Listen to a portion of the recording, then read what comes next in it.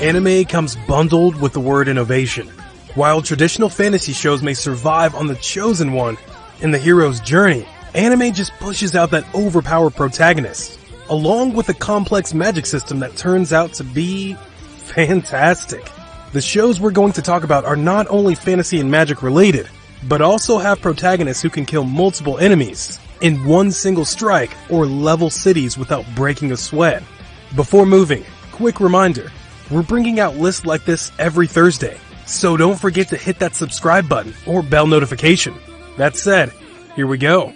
Number 10, Knights and Magic.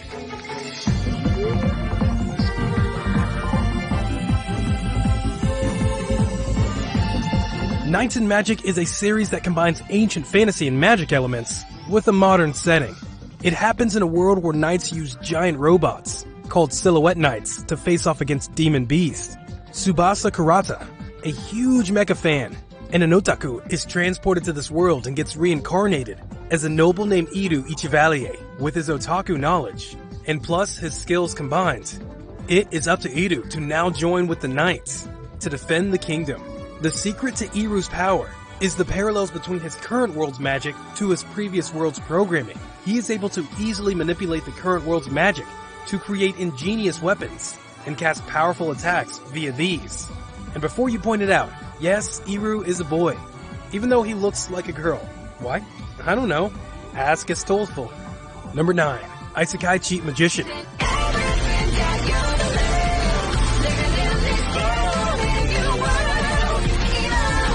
It's Isekai. He's overpowered. There's magic. So you've got the whole package. It happens when Taichi Nishimura and Rin Azuma are transported to a world called Altea. As they enroll as adventurers, they soon learn that they possess incredible powerful magic and strong physical abilities. For example, Taichi possesses the power to summon spirits and directly tap into their abilities, allowing him to augment his own physical skills. Rin, on the other hand, can cast almost any powerful spell with very little effort, and together it would take only seconds for these two to level a village. It's the start of their adventure as the most powerful cheat magicians. Number 8, Rage of Bahamut Genesis.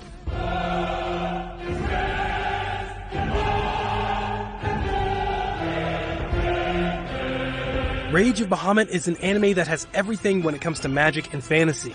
It has some cool world building with interesting pieces of lore and magic that sometimes is shrouded in mysteries and sometimes revealed at the height of its potential. The world of Rage of Bahamut is divided into two. Part of it is owned by humans and the other by demons. This was in order to prevent the awakening of a demon beast named Bahamut. Now nearly 2,000 years later, a woman named Amira appears with a god key and now searches for her lost mother. She is aided by the bounty hunters Favaro Leone and Kaiser Lidford. Favaro is skilled with his sword and is one of the most skilled sword fighters in the anime, and Kaiser is only seconded to Favaro.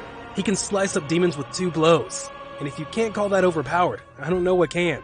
Number 7, Record of Grandcrest War. Behind Grandcrest War's lords and chaos, what exists is a knight's attempt to protect a young lady. Grandcrest War happens in a world that is divided into two, one owned by the Fantasia Union and the other by the Factory Alliance. We follow the adventure of a student from the Magical Academy named Siluka, who needs to strike a deal with Lord Viller. But on her way, she is rescued from a group of hostile soldiers by a man named Lord Theo. Theo may appear calm and collected, but the main reason for that is because of his strength. He is a talented swordsman and acts as the guardian of Siluka during her journey. And let me tell you something, Theo isn't a person who you should get into a sword fight with. Number 6, Trinity 7.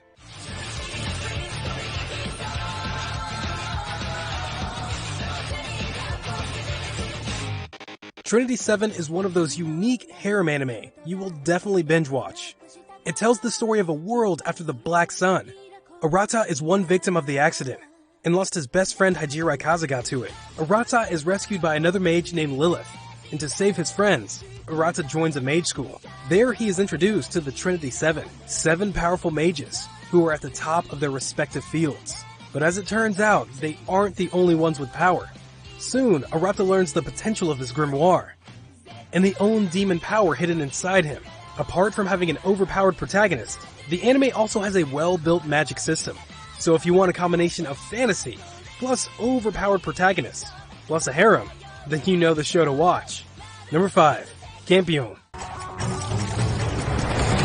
What happens when you kill a god? Ask Godu.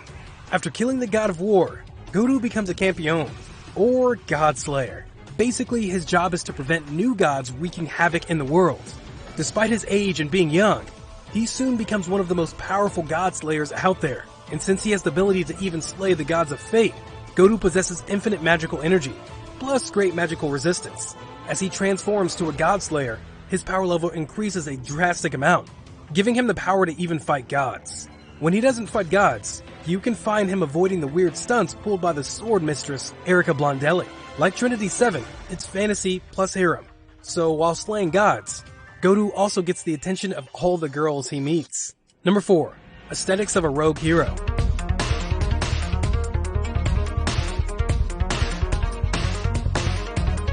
Once again, we have an isekai, where people in our world are transported to another fantasy world, every now and then. These people are also given magical abilities and are trained in a school to better control their power. Along comes a wayward hero, named Akatsuki, with another girl, named Miyu. Miyu is the daughter of the Dark Lord Akatsuki defeated, and now is in charge of protecting her to honor the Dark Lord's dying wish. Akatsuki barely has any magical skills at all, but he is skilled in Renkaiki Kiko, which is an ability to control one's energy. Even though the full nature of his power hasn't been revealed, it is pretty much obvious that Akatsuki is one of the strongest in the world. He is the guy who defeated the Demon Lord after all. Number 3. World Break, Aria of Curse for a Holy Swordsman.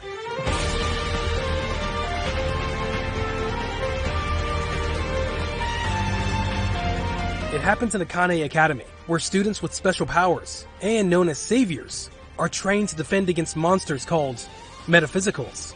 These saviors are divided into 2 factions, named Shirogane and Kuroma. Shirogane has the ability to manifest weapons, and Kuroma can manifest magic for defense purposes. Maruha Himura is a person who awakens the power of both Shirogane and Kuroma, making him overpowered and stronger than many other academic students. He was hailed as the Ancient Dragon, strongest swordsman, and guardian of the Holy Sword, which are enough to show how much power he has within him. Oh, and similar to Campion, World Break is also a harem anime, so it's magic plus girls. Double bonus. Number 2. Charlotte.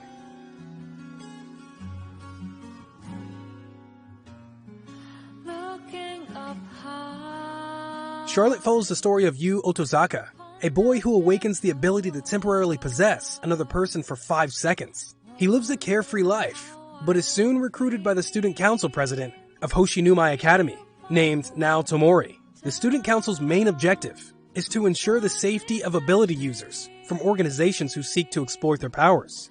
The story follows their adventures, and Yu struggles in his own life as he comes to face the tragedies that happen to him. Yu's power is the most unique thing in this anime.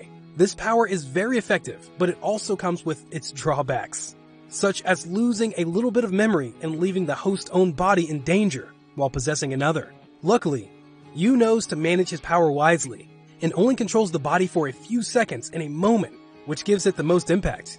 If you hadn't realized by now, this makes him more dangerous. Number 1. Wise Man's Grandchild.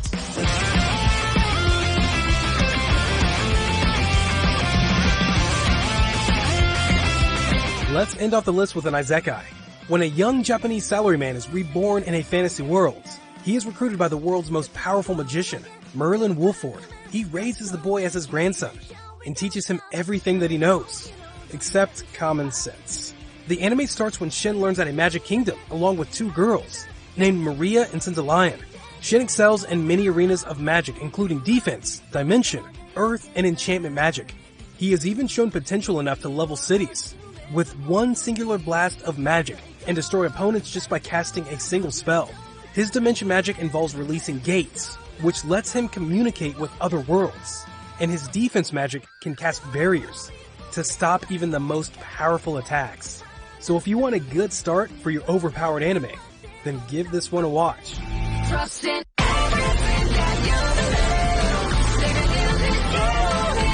So, caught up some names in the list? Or were you impressed by how villains run away when they see these main characters, instead of fighting them? Let me know down below in the comments what you like the most. And don't forget to hit that subscribe button so you won't miss out on watching any of the videos we're releasing next Thursday. Thanks for watching, Anime Geeks, and I'll see you in the next video.